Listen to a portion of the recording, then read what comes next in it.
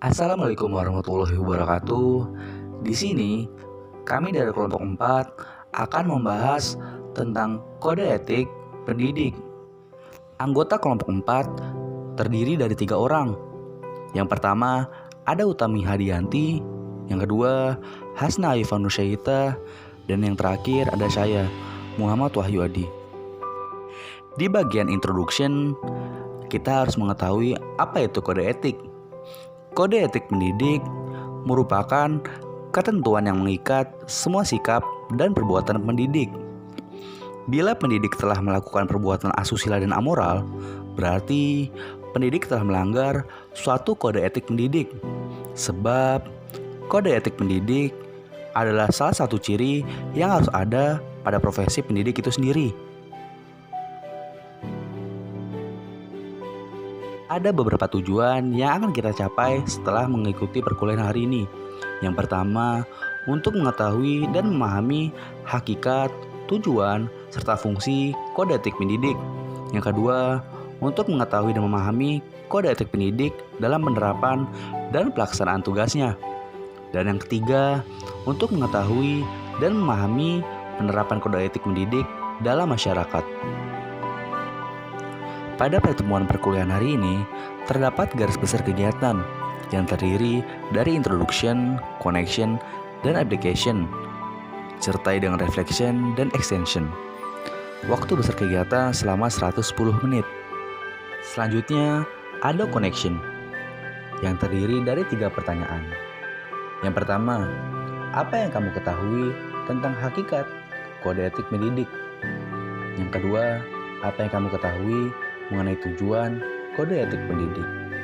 Yang ketiga, apa yang kamu ketahui tentang fungsi kode etik pendidik?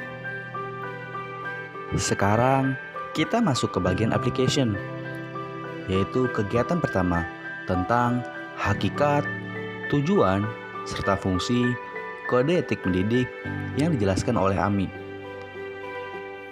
Baik, kita akan masuk ke pembahasan kegiatan pertama, yaitu mengenai diskusi tentang hakikat, tujuan, serta fungsi kode etik pendidik. Apa sih hakikat kode etik pendidik? Nah, di sini kode etik atau etika secara etimologi berasal dari bahasa Yunani yaitu ethos, yang berarti cara berpikir, kebiasaan, perasaan, sikap, dan karakter. Nah, etika ini identik dengan perkataan moral yang berasal dari kata Latin yaitu mos, yang dalam bentuk jamaknya mores, yang berarti juga adat atau cara hidup. Nah, dengan kata lain, kode etik merupakan pola aturan atau tata cara etis sebagai pedoman berperilaku. Dengan demikian, maksud dari kode etik pendidik di sini adalah pola aturan, tata cara pedoman berperilaku, norma-norma yang mengatur hubungan kemanusiaan atau relationship, di mana hubungan kemanusiaan di sini yaitu terjadi antara pendidik dengan lembaga pendidikan atau sekolah, pendidik dengan sesama pendidik, pendidik dengan peserta didik, dan pendidik dengan lingkungannya.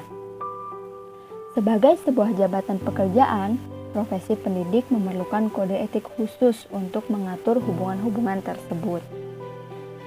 Selanjutnya, masuk ke tujuan kode etik pendidik. Di sini terdapat 5 poin tujuan kode etik pendidik. Di antaranya, yang pertama, para pendidik mempunyai pedoman dalam bertingkah laku sehari-hari sebagai pendidik. Nah, seorang pendidik dengan kode etik pendidik ini mempunyai pedoman dalam berperilakunya. Yang kedua, yaitu para pendidik dapat bercermin diri mengenai tingkah lakunya. Apakah sudah selaras dengan profesi pendidik ataukah belum? Nah, yang ketiga, para pendidik dapat menjaga perilakunya agar martabatnya tetap terjaga sebagai seorang pendidik profesional. Yang keempat, pendidik dengan cepat memperbaiki diri apabila yang dilakukan bertentangan dengan norma-norma yang telah dirumuskan. Dan yang kelima, para pendidik menjadi teladan bagi peserta didik dan masyarakat umum. Nah, dari kelima poin tersebut dapat kita simpulkan bahwa tujuan kode etik pendidik ialah menempatkan pendidik sebagai profesi terhormat, mulia, dan bermartabat yang dilindungi undang-undang. Nah, oleh karena itu, kode etik pendidik ini harus ditaati. Selanjutnya, pembahasan mengenai fungsi kode etik pendidik. Di sini ada menurut Sultan Janati dan Sihmiar Syahrun. Secara spesifik mengemukakan 4 fungsi kode etik pendidik. Di antaranya, yang pertama, agar pendidik terhindar dari penyimpangan melaksanakan tugas yang menjadi tanggung jawabnya karena sudah ada landasan yang digunakan sebagai acuan, di mana kita ketahui bahwa tugas seorang pendidik itu sangat mulia, yaitu selain memberikan pelajaran, seorang pendidik juga harus bisa mendidik anak dari karakter yang mungkin sebelumnya kurang baik harus menjadi lebih baik. Nah, yang kedua yaitu untuk mengatur hubungan pendidik dengan peserta didik, teman seprofesi, masyarakat, dan pemerintah. Nah, seorang pendidik juga harus mempunyai kemampuan berkomunikasi secara 2 arah. Nantinya, seorang pendidik ini akan berhubungan langsung dengan peserta didik, orang tua peserta didik, teman seprofesinya, masyarakat, dan bahkan pemerintah.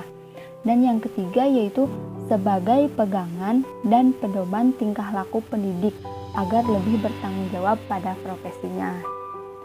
Dan yang keempat, pemberi arah dan petunjuk yang benar kepada mereka yang menggunakan profesinya dalam melaksanakan tugas. Nah, dengan demikian fungsi kode etik pendidik ini sungguh sangat memberikan rambu-rambu kepada pendidik dalam melaksanakan tugas profesinya dengan baik.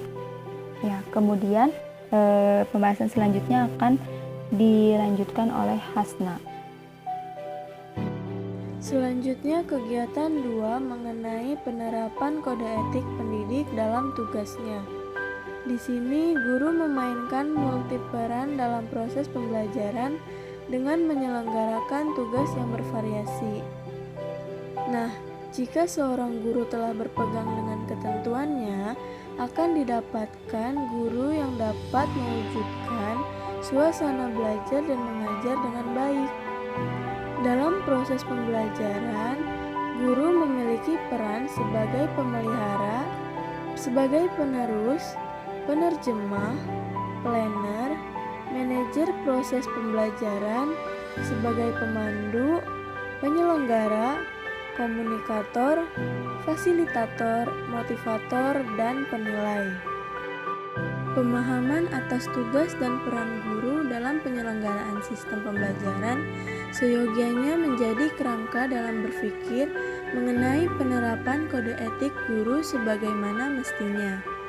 Kode etik guru Indonesia dalam pelaksanaan tugasnya sesuai dengan AD/ART PGRI tahun 1994, yaitu guru berbakti membimbing peserta didik untuk membentuk manusia Indonesia yang berjiwa Pancasila, memiliki dan melaksanakan kejujuran profesional, berusaha memperoleh informasi tentang peserta didik sebagai bahan bimbingan dan pembinaan, dapat menciptakan suasana sekolah sebaik-baiknya untuk menunjang berhasilnya pembelajaran, dapat memelihara hubungan baik dengan orang tua murid dan masyarakat sekitarnya untuk membina peran serta dan bertanggung jawab terhadap pendidikan, dapat mengembangkan dan meningkatkan mutu dan profesinya, memelihara hubungan sejawat keprofesian,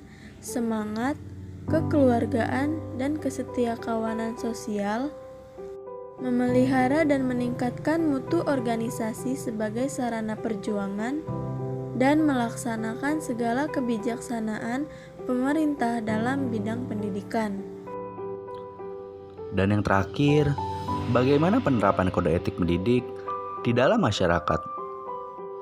Dalam menjalankan tugas profesinya, seorang guru akan berinteraksi dengan masyarakat. Masyarakat dengan pendidikan dapat ditinjau dengan 3 segi. Yang pertama, masyarakat sebagai penyelenggara pendidikan. Yang kedua, masyarakat juga ikut andil dalam peran dan fungsi di lembaga kemasyarakatan secara langsung maupun tidak. Yang ketiga, dalam masyarakat tersedia berbagai sumber belajar, baik yang dirancang maupun dimanfaatkan. Berdasarkan ADART PGRI tahun 1998, terdapat beragam kode etik guru dalam masyarakat. Yang pertama, guru berbakti membimbing peserta didik untuk membentuk manusia Indonesia seutuhnya yang berjiwa Pancasila. Yang kedua, guru memiliki dan melaksanakan kejujuran profesional. Yang ketiga, guru berusaha memperoleh informasi tentang peserta didik sebagai bahan melakukan bimbingan dan pembinaan. Keempat, guru menciptakan suasana sekolah sebaik-baiknya yang menunjang berhasil proses belajar mengajar. Kelima, ada guru melihara hubungan baik dengan orang tua murid dan masyarakat sekitarnya untuk membina peran serta dan rasa tanggung jawab bersama terhadap pendidikan. Keenam, guru secara pribadi dan bersama-sama mengembangkan dan meningkatkan mutu dan martabat profesinya. Guru melihara hubungan profesi, semangat keluargaan, dan kesetiakawanan sosial. Guru secara bersama-sama melihara dan meningkatkan mutu organisasi sebagai sarana perjuangan. Dan terakhir, guru melaksanakan segala kebijaksanaan pemerintah dalam bidang pendidikan. Jadi, ada beragam kode etik guru dalam masyarakat. Sekarang, kita berada di sesi tanya jawab. Bagi teman-teman yang ingin menanyakan seputar materi, dipersilahkan. Sekarang, kita telah sampai di penghujung. Ada kata-kata penyemangat yang dilontarkan oleh Imam Syafi'i. Imam Syafi'i berkata, barang siapa tidak merasakan pahitnya belajar, ia akan merasakan hinanya kebodohan sepanjang hidupnya. Tetap semangat, kurang lebih maaf.